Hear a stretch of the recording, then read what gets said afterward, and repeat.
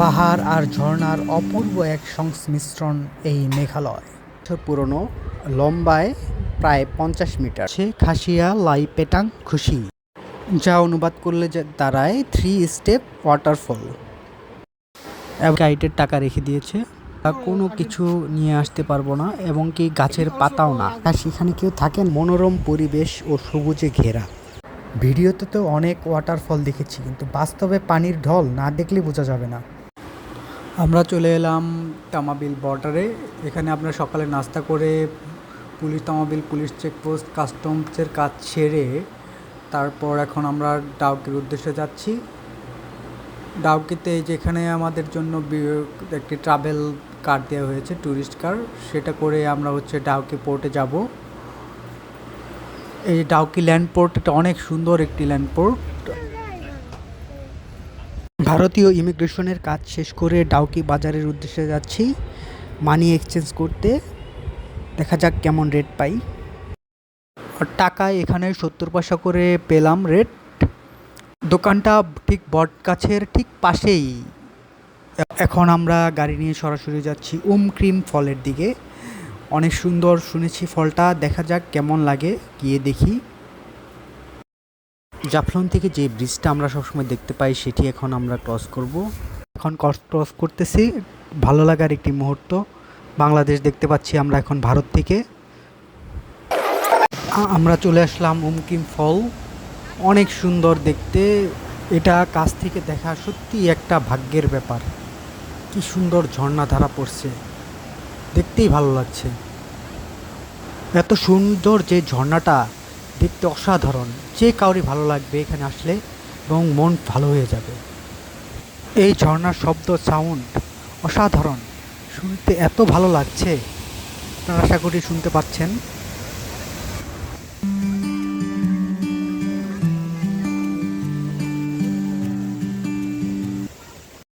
পথে যেতে যেতে এরকম ছোট ছোট অনেক ঝর্ণা আমরা দেখতে পাচ্ছি। এখন আমরা চলে আসলাম বরহিল ফলসের কাছে। এই ঝর্ণাটিও অত্যন্ত মনোমুগ্ধকর একটি ঝর্ণা এবং দেখার মতো। দেখুন কি প্রবল স্রোত, একদম দুধের মতো সাদা ধপধপে পানির প্রবাহ চলছে।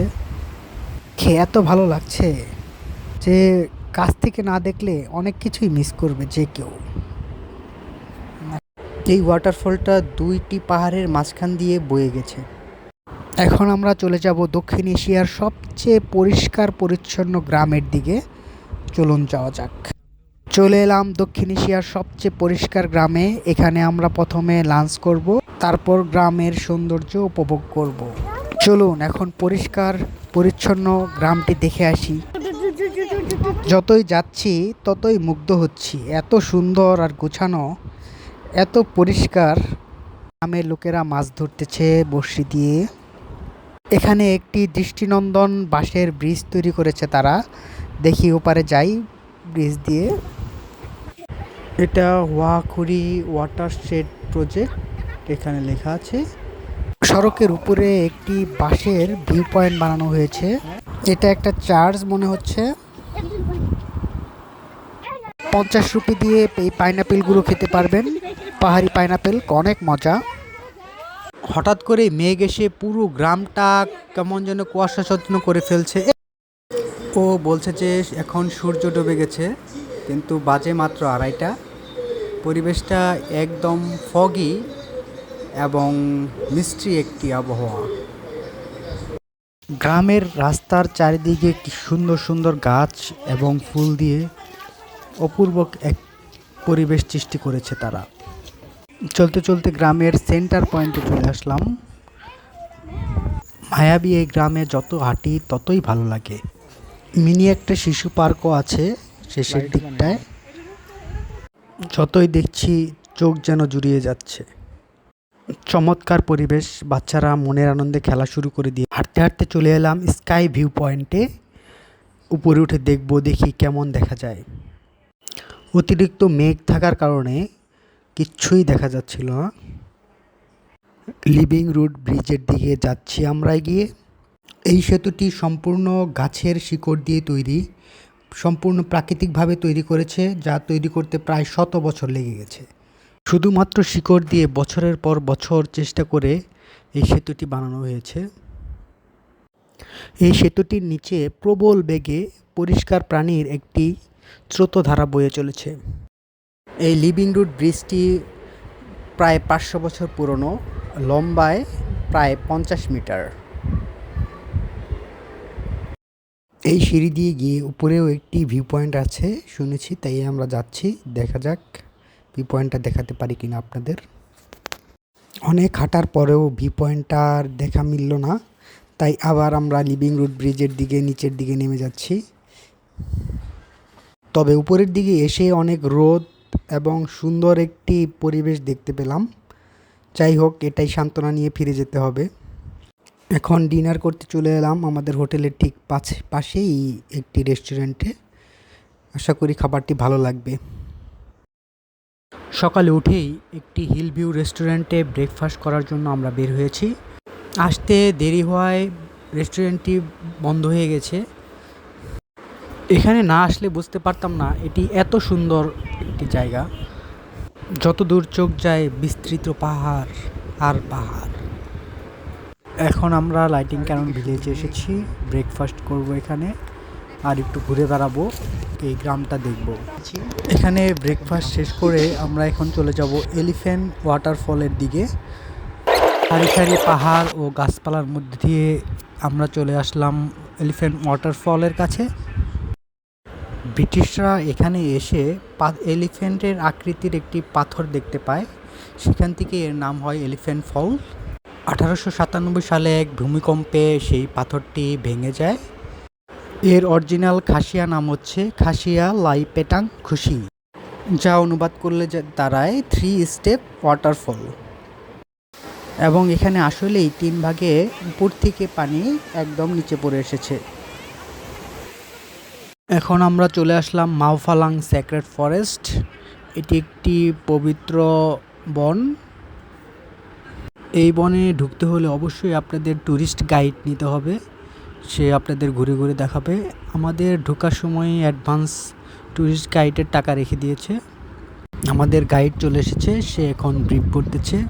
এখানে গাইড আমাদের বলল এটা 3 ভাগে বিভক্ত বনটি, শুধু এই ভাগটায় আমরা প্রবেশ করতে পারবো।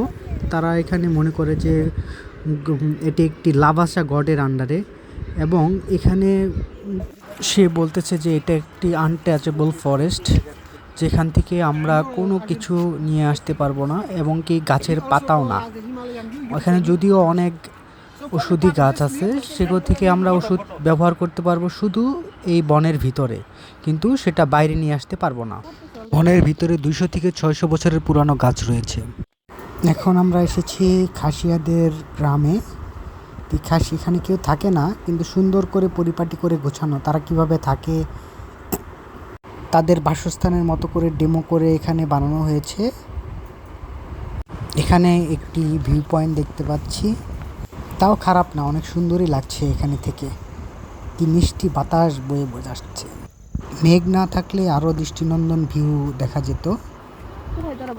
হিমা মাওফালাং ঘরটির নাম। অনেক বিশাল জায়গা নিয়ে এই ডেমো গ্রামটি তৈরি করা হয়েছে। এখানে একটি ঝুলন্ত ব্রিজ তৈরি করা হয়েছে, যা লোহা দিয়ে মনে হচ্ছে তৈরি। খাসিয়াদের জীবনধারা, তাদের ধর্মনীতি এখানে সুন্দর করে ফুটিয়ে তুলেছে তারা। এখন ডিনার করব, ডিনারের ভিডিও পরবর্তী পার্টে থাকবে। আমরা এখন আছি বড় পানি লেক রিসোর্টে। রিসোর্টটি অনেক সুন্দর, এটা আমি ঘুরে ঘুরে দেখব এবং এখানকার খাবার ট্রাই করব। রিসোর্টটি একদম মনোরম পরিবেশ ও সবুজে ঘেরা। লেকের একদম কাছে হওয়ায় এখানকার আবহাওয়া খুবই সুন্দর। এখানে চাইলে আপনি রাতেও থাকতে পারবেন। এখানকার খাবার দাবারগুলোও সুস্বাদু, দেখেই বোঝা যাচ্ছে। আমরা এখন ফিফি ওয়াটারফলস দেখার উদ্দেশ্যে যাত্রা করব। ছোট ডিঙ্গি নৌকা করে আমরা নদীর ওপারে যাচ্ছি। কুয়াশাচ্ছন্ন আবহাওয়া। ফিফি ফলসের যাওয়ার পথটা খুবই সুন্দর, একদম সবুজ ঘাস এবং পরিষ্কার পানি, পাথর, এবং আরেক দিকে নদী, স্রোতধারা, খুবই স্রোত। এই নদীর পানি একদম স্বচ্ছ। অবশেষে অনেক আঁকাবাঁকা মেঠো পথ, পরিষ্কার নদী এবং প্রাকৃতিক সৌন্দর্য উপভোগ করতে করতে আমরা চলে আসলাম ফিফি ফলসের দিকে। ফিফি ফলস, এখানে দুটি ফলস রয়েছে। এটি প্রথম ফলস, এটি উপর থেকে আমরা দেখতে পাচ্ছি। নিচেরটা দেখতে হলে অনেক নিচে যেতে হবে। আমরা চলুন নিচের ফলসটা দেখে আসি, তার সৌন্দর্য উপভোগ করে আসি। ওই তো দেখা যাচ্ছে, এবং এইটাই হচ্ছে সেই ফলস, দ্বিতীয় ফলসটা। এটার সৌন্দর্য আরও বেশি। কি পরিষ্কার এবং ধবধবে পানি উপর থেকে সুন্দরভাবে পড়ছে। এত কাছ থেকে এই ঝর্ণার সৌন্দর্য উপভোগ করা সত্যিই একটি আনন্দের ব্যাপার। এখন ফিফি ফলের প্রথম যে ফলটা, সেটার সামনে আমি চলে এসেছি, একদম কাছে।